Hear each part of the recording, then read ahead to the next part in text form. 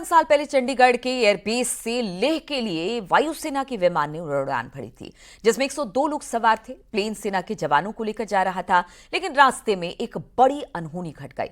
विमान दुर्घटनाग्रस्त हो गया, जिसके बाद उसका कोई अता पता नहीं चल पाया। 56 सालों पर अब 4 जवानों के पार्थिव शरीर के अवशेष बर्फ में दबे मिले। जरा देखिए रिपोर्ट।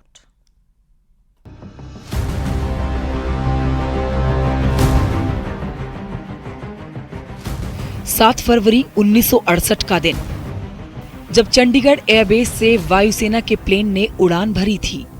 विमान में सेना के जवानों समेत 102 लोग सवार थे, लेकिन रास्ते में कुछ ऐसा हुआ जिसने पूरे देश को झकझोर कर रख दिया। वायुसेना का प्लेन खराब मौसम के बीच फंस गया। AN-12 विमान लाहौल स्पीति की चंद्रभागा रेंज में था। इसके बाद से प्लेन के साथ कोई संपर्क नहीं हो पाया। प्लेन तय समय से लेह भी नहीं पहुंच पाया।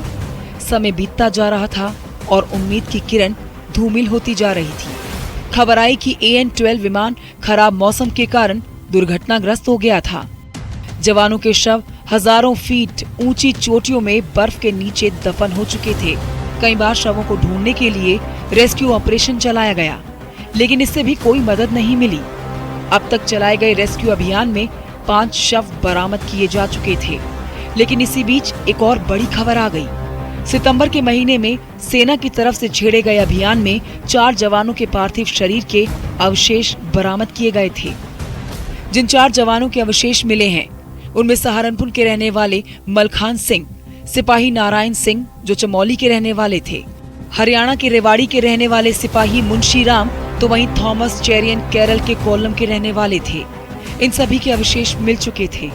में इन्होंने इन द मंथ ऑफ सितंबर 2024 इन्होंने अपना नेक्स्ट एक्सपीडिशन शुरू किया था CB-13, दैट इज चंद्रभागा 13 पे, और 29 सितंबर 2024 को 4 मॉर्टल्स जो हैं वो रिमेन्स वो रिकवर हुए हैं। मैं उनकी डिटेल अगर आपसे शेयर करूं तो उसमें एक मलखान सिंह है जो कि सहारनपुर से हैं, एक सिपाही है नारायण सिंह, वो पौड़ी गढ़वाल उत्तराखंड से हैं, एक सिपाही मुंशी राम है, वो रेवाड़ी हरियाणा से हैं, और एक क्राफ्टमैन है थॉमस चेरियन, वो केरला से हैं।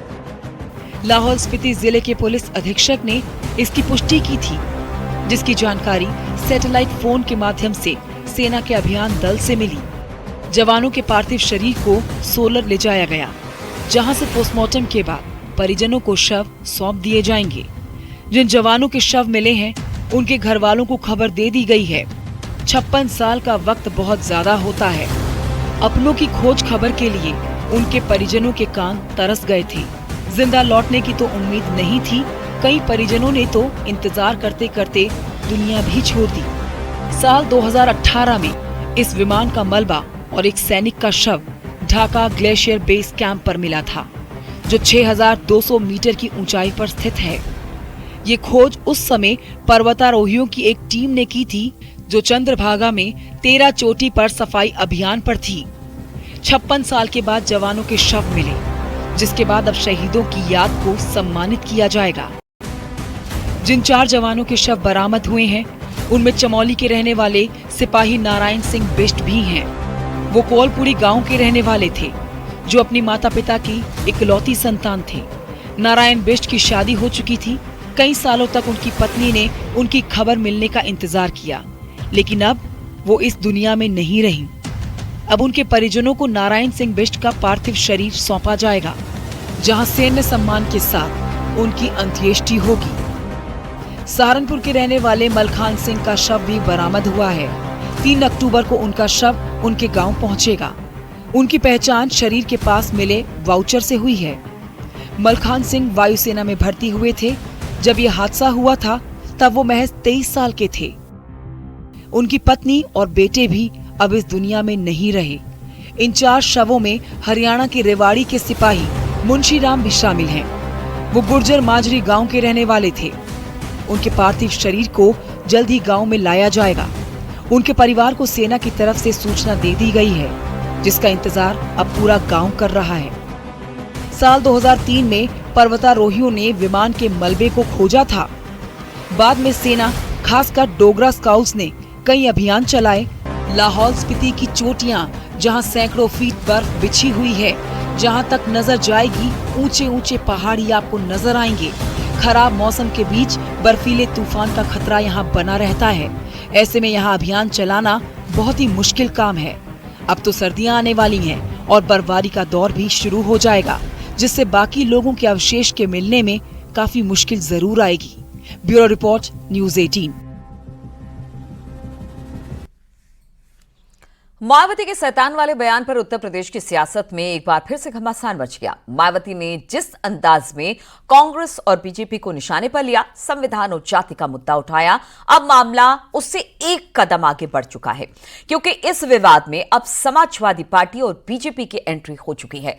बीजेपी सबका साथ सबके विकास का नारा दे रही है, तो समाजवादी पार्टी मायावती को बीजेपी की बी टीम बता रही है।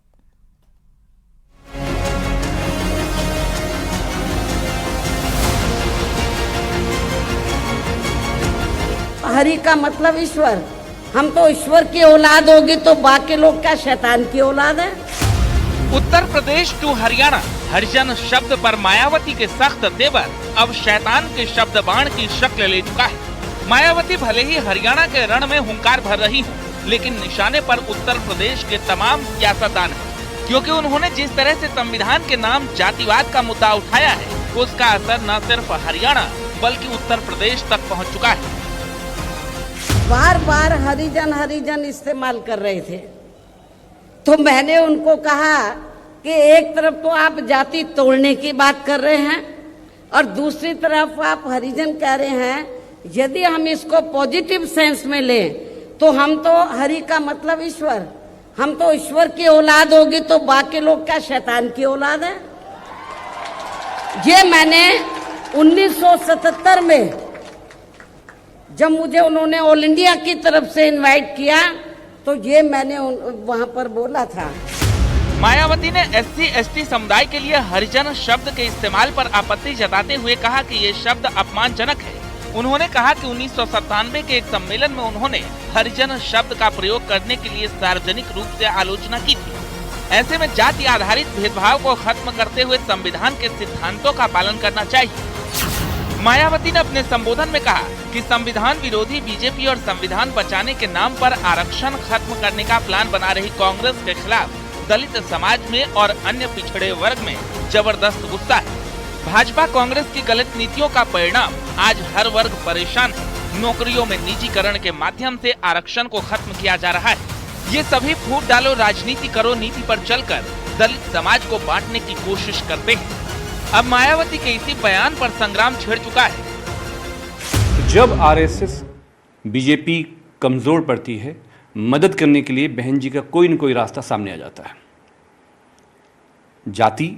जातिवाद भारत के समाज का दंश है, और हम देखते हैं कि उत्तर प्रदेश में योगी आदित्यनाथ जी की सरकार में एक दलित नौजवान को अगर शादी करनी है तो पुलिस फोर्स लगाई जाती है, क्योंकि कुछ लोगों को घुड़चड़ी पसंद नहीं है। एक और जब देखा है समाजवादी पार्टी की सरकार में, कांग्रेसों की सरकार में हमेशा से दलितों के साथ उत्पीड़न किया गया, उनकी जमीनों को छीनने का काम किया, यहाँ तक कि दलित समाज के प्रमोशन के आरक्षण पर भी रोक लगाने का काम किया, बाबा साहब की मूर्तियों को तोड़वाने का काम किया, बाबा साहब के पार्कों को तोड़वाने का काम किया।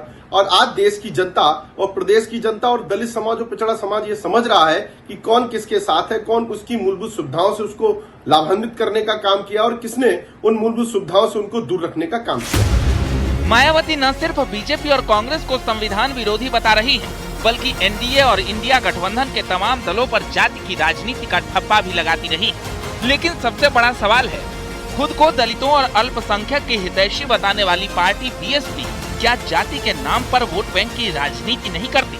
क्या मायावती का फोकस सिर्फ दलितों पर नहीं रहता?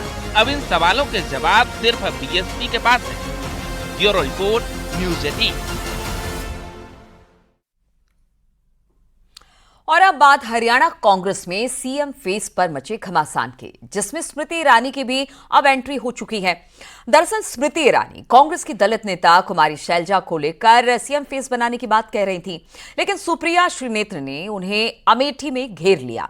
सुप्रिया श्रीनेत्र ने कहा कि सिर्फ स्मृति ईरानी को अमेठी में हुई करारी हार की याद दिलाई, बल्कि सीएम फेस को लेकर तंज भी कसा। आपको इस रिपोर्ट में दिखाते हैं कैसे हरियाणा की सियासी लड़ाई अब उत्तर प्रदेश तक पहुंच चुकी है। समाज को इकट्ठा रखना है।